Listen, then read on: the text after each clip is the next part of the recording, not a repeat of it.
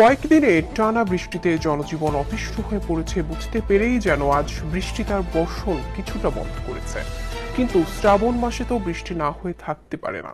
তাই তো ঢাকা সহ সারা দেশে আবারও টানা 5 দিন বৃষ্টি হতে পারে বলে জানিয়েছে আবহাওয়া অফিস।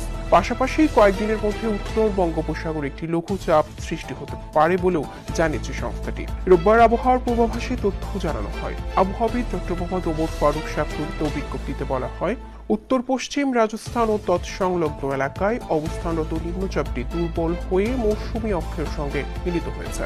মৌসুমী বায়ুর অক্ষের বর্ধিতাংশ রাজস্থান, উত্তরপ্রদেশ, বিহার, পশ্চিমবঙ্গ ও বাংলাদেশের উত্তরাঞ্চল হয়ে আসাম পর্যন্ত বিস্তৃত রয়েছে। স্যান্ডেলিনা সো, রূপচর্চায় আভিজাত্য। এর একটি বর্ধিতাংশ উত্তর বঙ্গোপসাগর পর্যন্ত বিস্তৃত। মৌসুমী বায়ু বাংলাদেশের ওপর মোটামুটি সক্রিয় এবং উত্তর বঙ্গোপসাগরে মাঝারি অবস্থায় রয়েছে। 24 জুলাই 2025 তারিখের মধ্যে উত্তর বঙ্গোপসাগরে একটি লঘুচাপ সৃষ্টি হতে পারে।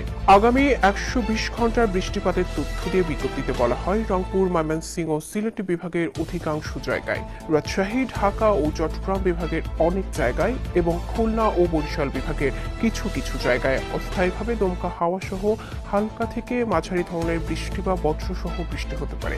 একই সঙ্গে রংপুর, ময়মনসিংহ, চট্টগ্রাম ও সিলেট বিভাগের কোথাও কোথাও মাঝারি ধরনের ভারী থেকে ভারী বর্ষণ হতে পারে।